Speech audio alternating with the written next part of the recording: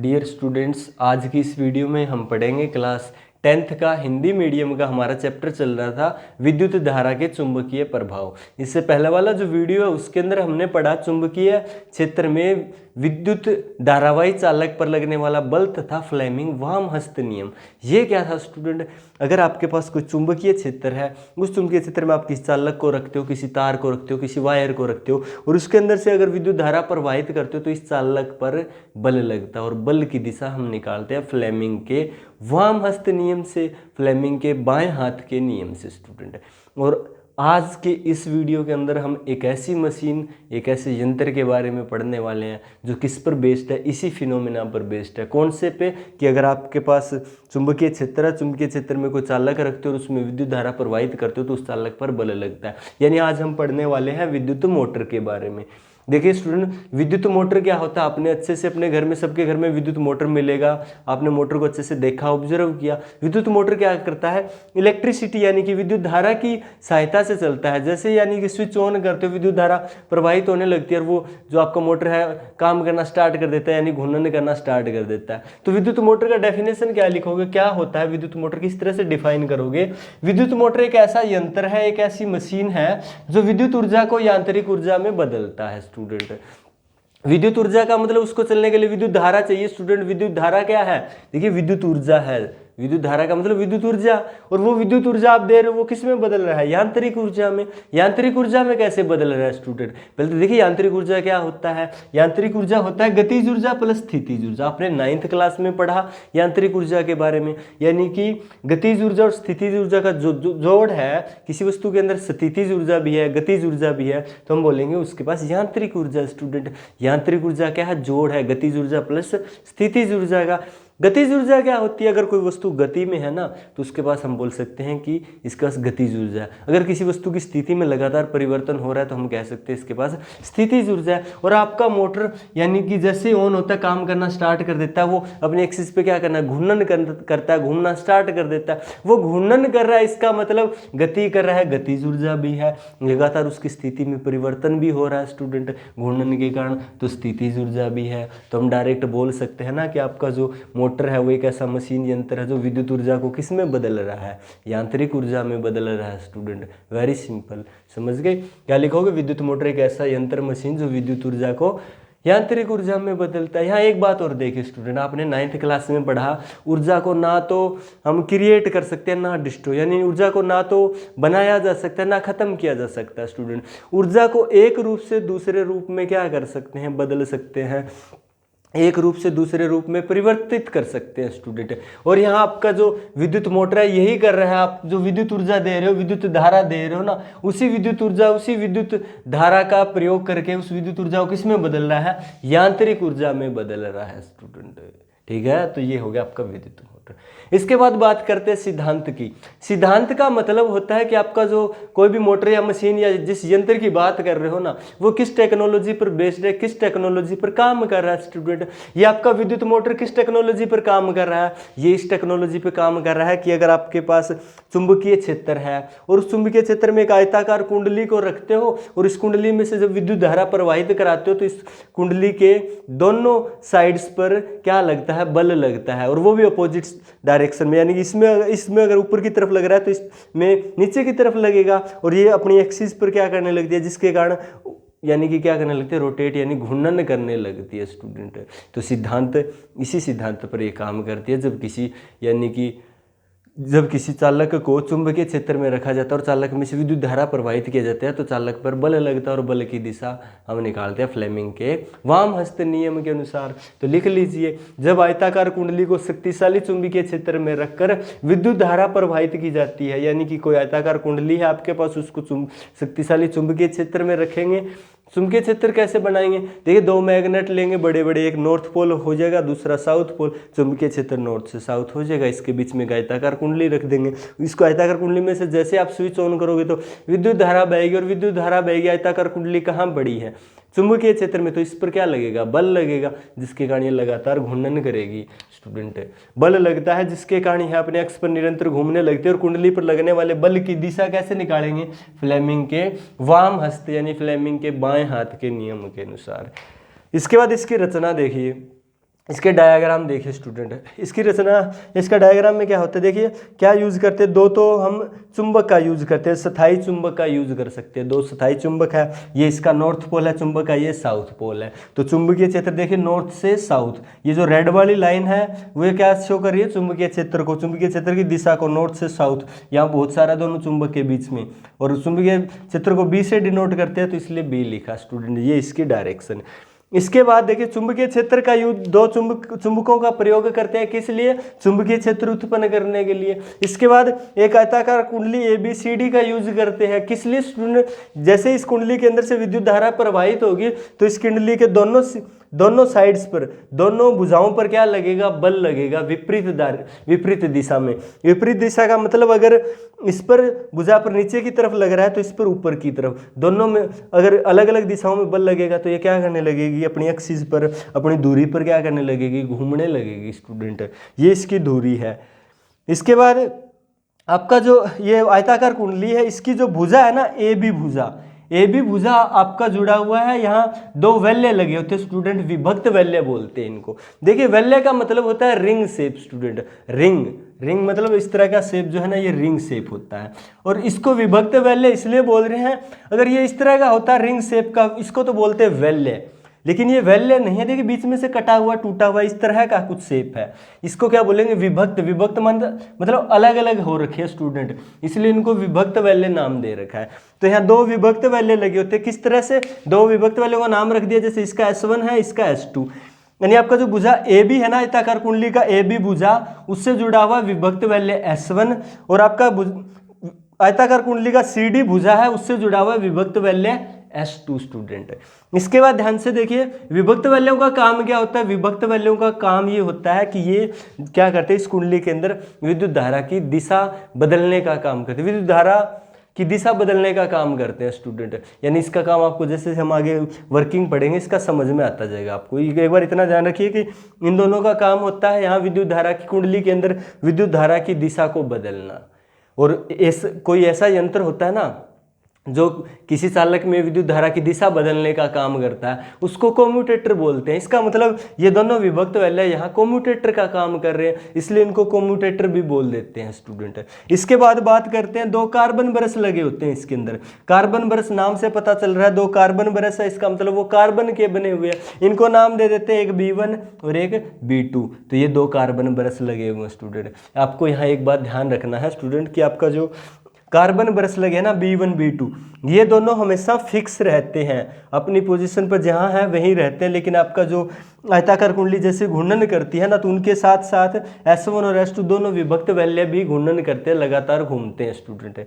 इसके बाद देखिए जो आपके कार्बन ब्रश है ना, उनके बाहर की साइड में दो वायर या दो चालक के तार लगे हैं, दो वायर लगे हैं, जो किससे कनेक्ट है, आपका बैटरी से, जहाँ से यानी कि हम विद्युत मोटर को विद्युत धारा विद्युत धारा दे रहे हैं, विद्युत धारा सप्लाई कर रहे हैं स्टूडेंट एक बैटरी से। तो इस बैटरी से कनेक्ट कर रखे हैं, एक सिरा पॉजिटिव टर्मिनल से, दूसरा नेगेटिव, विद्युत धारा प्लस से होती हुई और इस तरह से आती हुई माइनस तक है स्टूडेंट। तो इसके अंदर ये विद्युत धारा प्रवाहित हो रही है I स्टूडेंट। इतना बात समझ में आया। ये तो थी इसकी रचना स्टूडेंट, यानी कि दो चुंबकों का यूज चुंबकीय क्षेत्र प्रदान करने के लिए, एक आयताकार कुंडली ताकि इसके अंदर विद्युत धारा प्रवाहित हो तो ये अपने एक्सिस पर या अपनी अक्ष रेखा पर घूर्णन कर सके। दो विभक्त वैल्यों का यूज करते हैं इसके अंदर विद्युत धारा की दिशा बदलने के लिए। दो कार्बन ब्रश का यूज करते हैं, ये फिक्स रहते हैं और कॉन्टैक्ट बनाए रखते हैं, किसके साथ, ये बनाए रखते हैं विभक्त वैल्य S1 और S2 के साथ कॉन्टैक्ट बनाए रखते हैं। और इसके बाद एक बैटरी का यूज करते हैं जो इसको सप्लाई देती है, विद्युत धारा पर जो है वो प्रोवाइड करवाती है। इसके बाद काम कैसे करता है ये विद्युत मोटर, देखिए जैसे नॉर्थ से पोल, नॉर्थ से पोल है, ये साउथ पोल है चुंबक का, चुंबकीय क्षेत्र नॉर्थ से साउथ हो गया। ये आयताकार कुंडली, जैसे स्विच ऑन करते हुए विद्युत धारा देखिए प्लस से इस तरह से आती हुई, कार्बन ब्रश B1 से होती हुई, S1 आपका जो विभक्त वैल्य इससे होती हुई, और आपका भुजा A से B, B से C, C से D इस तरह से होती हुई और ऐसे प्रवाहित होती है, ऐसे होती है। तो देखिए आपको पहले हमने पढ़ा था कि कोई भी अगर चालक है उसको चुंबकीय क्षेत्र में रख रखा है और उसमें से विद्युत धारा प्रवाहित करते हैं तो उस पर बल लगता है, और बल की दिशा निकालते हैं फ्लेमिंग के वाम हस्त नियम, यानी कि फ्लेमिंग के बाएं हाथ के नियम के अनुसार। फ्लेमिंग का बायां हाथ क्या कहता है स्टूडेंट, ये कहता है कि आपका जो फ्लेमिंग का बाएं हाथ के नियम के अनुसार आपका जो अंगूठा आपका तर्जनी उंगली और मध्यमा उंगली स्टूडेंट, अंगूठा, तर्जनी उंगली, मध्यमा उंगली तीनों एक दूसरे के परपेंडिकुलर, तीनों एक दूसरे के लंबवत होनी चाहिए स्टूडेंट। लंबवत का मतलब तीनों के बीच में तीनों के बीच में 90 डिग्री का एंगल होना चाहिए। जैसे देखिए आपका अंगूठा है ऊपर की तरफ है और ये जो तर्जनी उंगली है वो इस तरफ है, एंगल कितने का 90 डिग्री का, लंबवत है एक दूसरे के। इसका देखिए आपका तर्जनी उंगली इस तरफ है और ये मध्यमा उंगली इस तरफ है, एंगल कितने का दोनों के बीच में 90 डिग्री का। ये देखिए अंगूठा ऊपर की तरफ है और ये उंगली इस तरफ यानी डायरेक्शन इस तरफ, दोनों के बीच में एंगल कितने का 90 डिग्री का, तीनों एक दूसरे के लंबवत हो गए। इसके बाद आपका तर्जनी उंगली जो है ना वो होना चाहिए चुंबकीय क्षेत्र की दिशा में, और आपका जो मध्यमा उंगली है वो होना चाहिए विद्युत धारा की दिशा में। तब आपका अंगूठा जिस दिशा में होगा ना वो दिशा होगी उस चालक पर लगने वाले बल की दिशा। देखिए अप्लाई करते हैं स्टूडेंट, बहुत आसान है। देखिए जैसे चुंबकीय क्षेत्र देखिए नॉर्थ से साउथ, चुंबकीय क्षेत्र देखिए ऊपर की तरफ है, इसमें विद्युत धारा ए से बी इस तरफ है, ये विद्युत धारा बताती है। देखिए विद्युत धारा मध्यमा उंगली बताती है, विद्युत धारा इस तरफ, चुंबकीय क्षेत्र ऊपर की तरफ, बल किस तरफ लगेगा नीचे की तरफ स्टूडेंट, यानी इस पर बल कैसा लगेगा नीचे की तरफ। इस पर उसी समय इस भुजा में विद्युत धारा ऐसे है स्टूडेंट, तो इस पर बल कैसे लगेगा अप्लाई करते। देखिए चुंबकीय क्षेत्र नॉर्थ से साउथ, विद्युत धारा की दिशा इधर, चुंबकीय क्षेत्र ऊपर की तरफ है, तो बल किस तरफ लगेगा आपकी तरफ, यानी कि ये भुजा ऊपर की तरफ आएगी, ये भुजा नीचे की तरफ आएगी, तो ये कैसे रोटेट करने लगेगी। देखिए जैसा ये ऐसे है स्टूडेंट, ये रहा ऐसे है, इस पे बल नीचे की तरफ लगेगा, इस पे बल ऊपर की तरफ एक साथ लगेगा, यानी जब इस पे नीचे की तरफ लग रहा है जब, तो इस पे ऊपर की तरफ, तो ये अपनी एक्सिस पे क्या करने लगती है, इस तरह से घूर्णन करने लगती है स्टूडेंट। घूर्णन करने का मतलब ये जो ए बी साइड है वो देखिए आधे चक्कर के बाद ऊपर आ जाती है, और आपका जो सी डी साइड है वो आधे चक्कर के बाद नीचे आ जाती है। Very simple. देखिए जैसे अगर ऐसे था ए बी, ये सी डी, तो देखिए जैसे घूर्णन करेगी तो ये जो ए बी साइड होगा वो ऊपर आ जाएगा, सी डी साइड नीचे रहेगा स्टूडेंट। और जैसे ये आधा घूर्णन ऐसे पूरा होगा ना, तो इसके साथ साथ विभक्त वलय भी घूर्णन करे, यानी कि भुजा ए बी के साथ S1 जुड़ा है, सी डी के साथ S2 जुड़ा हुआ है, ये दोनों इस तरह जुड़े, ऊपर कार्बन बरस है वो फिक्स है। तो जैसे ये नीचे की तरफ ऐसे रोटेट हो रहा है ना, तो ये जो आपका विभक्त वलय ना वो भी इनके साथ साथ रोटेट हो रहे हैं। ये विभक्त वलय भी देखिए जैसे ही आपका साइड ऐसे पलटेगा, यानी कि ये भुजा ए बी ऊपर चली जाएगी, तो आपका विभक्त वलय इसके साथ जो है ना S1 वो ऊपर चला जाएगा, विभक्त वलय S2 है वो नीचे आ जाएगा। पहले देखिए विभक्त वलय S2 ऊपर था, ये नीचे था, तो जैसे भुजा ऊपर नीचे हुआ यानी भुजाएं जो है चेंज होगी, तो इसका विभक्त वलय भी देखिए अब B2 के कॉन्टैक्ट में S1 आ गया है और B1 के कॉन्टैक्ट में S2 आ गया। समझ रहे हो ना ये किस तरह से घूर्णन करेंगे, यानी ऐसे अगर चलेगा ना तो ये घूर्णन करता हुआ आपका S1 है ना, ये तो इधर B2 को टच करेगा, और इधर से S2 है ना वो इधर की तरफ B1 को टच करेगा। तो इस तरह से ये दोनों अपनी पोजीशन इंटरचेंज कर लेंगे। इसके बाद देखिए स्टूडेंट, अब जब ये पोजीशन आ जाएगी ना तब क्या होगा, यानी आप तो लगातार विद्युत धारा दे रहे हो इस आयताकार कुंडली को, यानी कि मोटर को, तो अब विद्युत धारा देखिए ऐसे ही बहती रहेगी, प्लस से माइनस विद्युत धारा की दिशा तो यही रहेगी। लेकिन आधे चक्कर के बाद आप नोट कीजिए स्टूडेंट, विद्युत धारा इधर से होता है B1 से S2 से होता हुआ साइड D से C, फिर यहाँ फिर B से A, इस तरफ चलेगा स्टूडेंट। तो अब देखिए विद्युत धारा इस भुजा के अंदर यानी CD भुजा के अंदर D से C है ना, और ऊपर देखिए यहाँ C से D थी स्टूडेंट, यानी विद्युत धारा की दिशा क्या होगी, चेंज होगी। यहाँ देखिए विद्युत धारा की दिशा A से B थी और यहाँ देखिए B से A, विद्युत धारा की दिशा चेंज होगी। चेंज किसकी वजह से हुई, विभक्त वैल्यों की वजह से हुई स्टूडेंट। तो यहाँ विभक्त वैल्य क्या करे, कम्यूटेटर का काम कर रहे हैं। कम्यूटेटर एक ऐसा यंत्र होता है जो विद्युत किसी चालक में विद्युत धारा बदलने के काम दिशा बदलने के काम आता है, और विद्युत धारा की दिशा बदलने का काम यहाँ विभक्त वैल्य कर रहे हैं स्टूडेंट। तो इस तरह से विभक्त वैल्य की वजह से इन दोनों के अंदर क्या हो गया, विद्युत धारा की दिशा चेंज हो गई, विद्युत धारा की दिशा बदल गई। इसका मतलब अब इनके ऊपर लगने वाला बल है वो भी बदल गया, यानी अब इस पे बल किस तरफ लगेगा निकालेंगे फ्लेमिंग वाम हस्त नियम से। देखिए विद्युत ये चुंबकीय क्षेत्र ऊपर की तरफ, विद्युत धारा देखिए इस तरफ, चुंबकीय क्षेत्र ऊपर की तरफ, बल किस तरफ लगेगा, CD पे नीचे की तरफ। इस पे देखिए चुंबकीय क्षेत्र ऊपर की तरफ और आपका विद्युत धारा इस तरफ, चुंबकीय क्षेत्र नॉर्थ से साउथ ऊपर, बल किस तरफ लगेगा आपकी तरफ, यानी कि अब ये साइड ऐसे घूमेगी, यानी ये ऊपर की तरफ आएगी, ये नीचे की तरफ। पहले देखिए CD पर बल लग रहा था ऊपर की तरफ, अब CD पर बल लगेगा नीचे की तरफ। पहले AB पर बल लग रहा था नीचे की तरफ, अब AB पे बल लगेगा ऊपर की तरफ, यानी कि ये ऐसे रोटेट करेगी। समझ रहे हो ना आपका मोटर। देखिए अगर ऐसे था तो अगर ये इसके बाद ऐसे होगा तो लगातार एक ही दिशा में घूमता है ना ऐसे, तो देखिए आपका जिस भुजा पर पहले नीचे की तरफ बल लगा था, अब उस पे ऊपर की तरफ बल लगेगा। जिस भुजा पे बल पहले नीचे की तरफ लग रहा था उस पे अब क्या लगेगा, ऊपर की तरफ लगेगा स्टूडेंट। देखिए समझ में आ रहा हो, कंफ्यूज नहीं हो ना स्टूडेंट। जैसे ये इस तरह से घूर्णन करिए लगातार इसी तरह से घूर्णन करेगी, जिसकी वजह से देखिए ए बी पे पहले नीचे की तरफ बल लग रहा था ना, अब ऊपर की तरफ लगेगा, और अब इस पे ऊपर की तरफ लग रहा था, यहाँ नीचे की तरफ लगेगा स्टूडेंट। ठीक है, तो इस तरह से लगातार आप क्या करती रहेगी, अपनी अक्ष पर घूर्णन करती रहेगी स्टूडेंट, जब तक आप इसको विद्युत धारा देते रहोगे, प्रोवाइड करवाते रहोगे। तो ये थी इसकी वर्किंग। इसके बाद बात करते हैं इसको लिखना किस तरीके से है, इसकी रचना, और आपका जो एग्जाम में अगर बड़ा क्वेश्चन आता है तो आपको किस तरह से लिखना है वो सारा मैं लिख देता हूँ स्टूडेंट।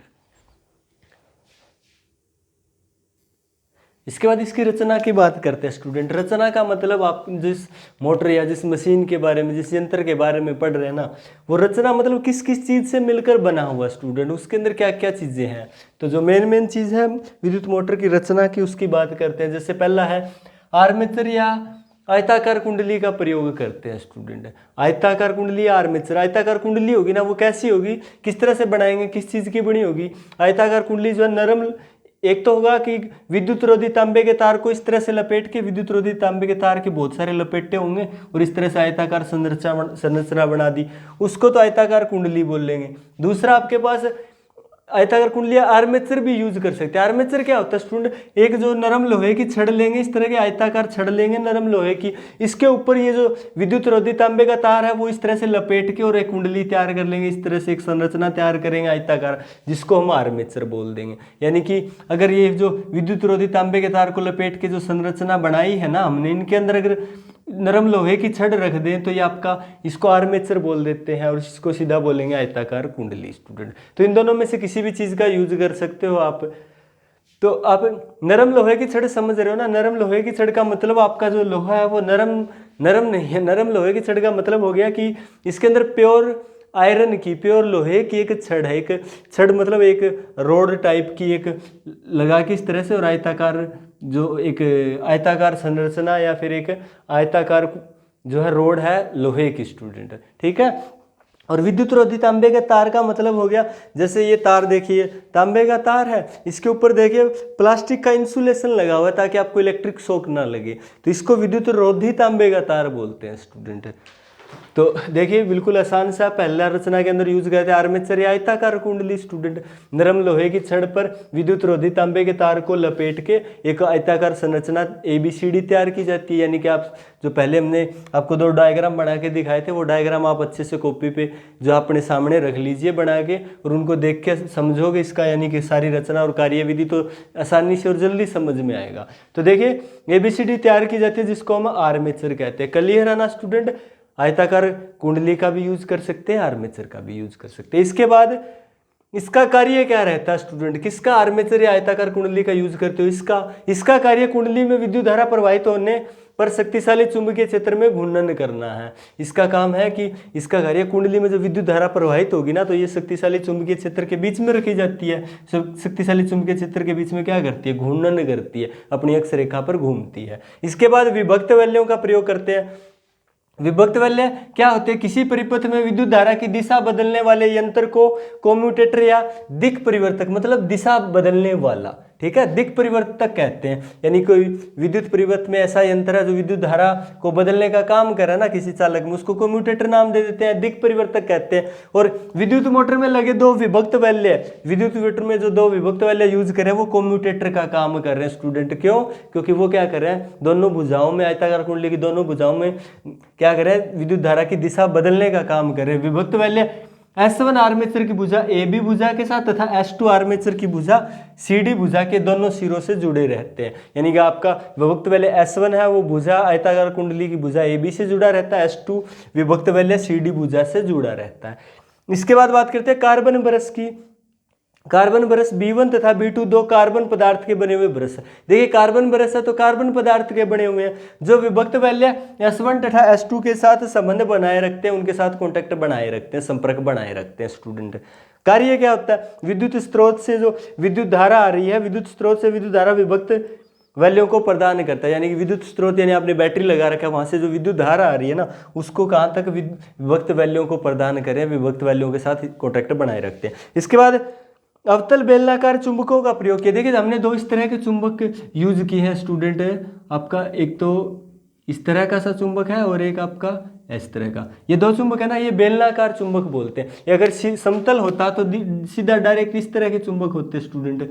देखिए हमने क्या किया, दो अवतल, अवतल का मतलब अव मतलब नीचा, तल मतलब तल, जिसका तल नीचा, तो देखिए इनका तल देखिए यहाँ से नीचा है, ये देखिए तल नीचा, नीचे की तरफ दशा हुआ ना दोनों का तल, तो इसलिए इनको बोल रहे हैं अवतल बेलनाकार चुंबक है स्टूडेंट। अवतल बेलनाकार चुंबकों का प्रयोग क्यों किया, क्योंकि अवतल बेलनाकार चुंबक जो है ना वो ये समतल चुंबकों की वजह से समतल चुंबकों की चुंबकों के कंपैरिजन में ये जो बेलनाकार चुंबक है ना वो ज़्यादा चुंबकीय क्षेत्र उत्पन्न करते हैं। हमें क्या चाहिए, चुंबकीय क्षेत्र चाहिए ज़्यादा से ज़्यादा, यानी कि ये जो समतल चुंबक है ना वो इतना चुंबकीय क्षेत्र पैदा नहीं करते जितना ये यू शेप यानी कि आपका जो ये बेलनाकार चुंबक है वो प्रदान करते, इसलिए हमने बेलनाकार चुंबकों का प्रयोग किया है।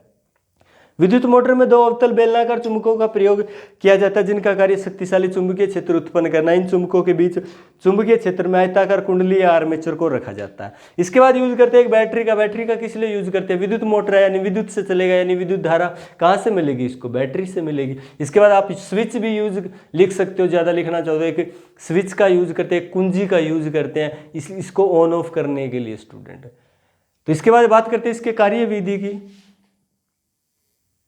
इसके बाद इसकी कार्यविधि देखिए स्टूडेंट, देखिए एक बार फिर कह रहे हैं कि जो आपका डायग्राम बनाए थे ना कॉपी में बना के अपने सामने रखिए ताकि आपको जो बता रहे हैं वो अच्छे से साथ साथ समझ में आता रहे। देखिए कार्यविधि में क्या होता है, जब आर्मेचर ABCD को शक्तिशाली चुंबकीय क्षेत्र में रखकर विद्युत धारा प्रवाहित की जाती है तो फ्लेमिंग के वामहस्त नियम के अनुसार आर्मेचर की भुजा AB पर नीचे की ओर तथा CD भुजा पर ऊपर की ओर बल लगता है, जिसके कारण आर्मेचर क्या करती है, अपने अक्ष पर घूर्णन करने लगती है स्टूडेंट। और जैसे ही आर्मेचर घूर्णन करती है चुंबकीय क्षेत्र के साथ 90 डिग्री का कोण बनाती है, यानी यहाँ नॉर्थ पोल यहाँ साउथ पोल चुंबकीय क्षेत्र ऐसा 90 डिग्री का कोण कब बनाएगी, जैसे ऐसे घूमते हुए जैसे इस तरह से सीधी खड़ी हो जाएगी। तो देखिए चुंबकीय क्षेत्र ऐसा होगा, देखिए ऐसा नॉर्थ से स्टार्ट होगी साउथ की तरफ ऐसी लाइनें होंगी और ये ऐसे खड़ी होगी, तो चुंबकीय क्षेत्र के साथ कोण कितने का होगा, 90 डिग्री का। तो जैसे ही 90 डिग्री 90 डिग्री का कोण बनाती है, इस स्थिति में विभक्त वैल्यूओं का जो संपर्क होता है कार्बन ब्रश से टूट जाता है स्टूडेंट। और अब S1 विभक्त वैल्य B2 कार्बन ब्रश के साथ तथा S2 विभक्त वैल्य B1 कार्बन ब्रश के संपर्क में आता है स्टूडेंट। यानी 90 डिग्री के बाद में जैसे आगे घूर्णन स्टार्ट होता है तो आपका जो S1 विभक्त वैल्य है वो B2 कार्बन ब्रश के साथ अटैच में होने लगता है, संपर्क में आने लगता है, और S2 विभक्त वैल्य B1 कार्बन ब्रश के संपर्क में आने लगता है, जिसके कारण आर्मेचर के अंदर DCBA की दिशा में विद्युत धारा प्रवाहित होने लगती है, यानी D से C, C से B, B से A की दिशा में विद्युत धारा प्रवाहित होने लगती है। इससे अब AB भुजा पर ऊपर तथा CD भुजा पर नीचे की ओर बल लगेगा, जिससे अब क्या होगा, अब AB भुजा पर ऊपर की ओर बल लगेगा, CD पर नीचे की ओर लगेगा। यह क्रिया प्रत्येक आधे घूर्णन के बाद दोहराई जाती है, जिसके कारण यह निरंतर एक ही दिशा में घूर्णन करती रहती है स्टूडेंट। तो ये था इसकी विद्युत मोटर की कार्यविधि स्टूडेंट। आपको एग्जाम में अगर बड़ा क्वेश्चन आता है तो सारी चीज़ें लिखनी होती है, विद्युत मोटर क्या, इसका सिद्धांत, फिर इसका डायग्राम, डायग्राम के बाद रचना, कार्यविधि। अगर इनमें से कोई छोटा क्वेश्चन आता है तो या जैसे विद्युत मोटर का सिद्धांत पूछ लेता है, या जो कार्बन ब्रश है आपका आर्मेचर क्या होती है, कार्बन ब्रश क्या होते हैं, इनके कार्य क्या होते हैं, आर्मेचर का क्या कार्य होता है, या विभक्त वैल्य क्या होते हैं, इनका क्या कार्य होता है, इस तरह के क्वेश्चन पूछ लेते हैं, आप आसानी से कर सकते हो स्टूडेंट। तो ये था आज का वीडियो। अगर वीडियो अच्छे से समझ में आया हो तो स्टूडेंट प्लीज़ वीडियो को लाइक कर दीजिएगा, अपने फ्रेंड्स के साथ वीडियो को शेयर कर दीजिएगा, और अगर अभी तक आपने चैनल को सब्सक्राइब नहीं किया तो प्लीज़ चैनल को सब्सक्राइब कर लें। Thank you students.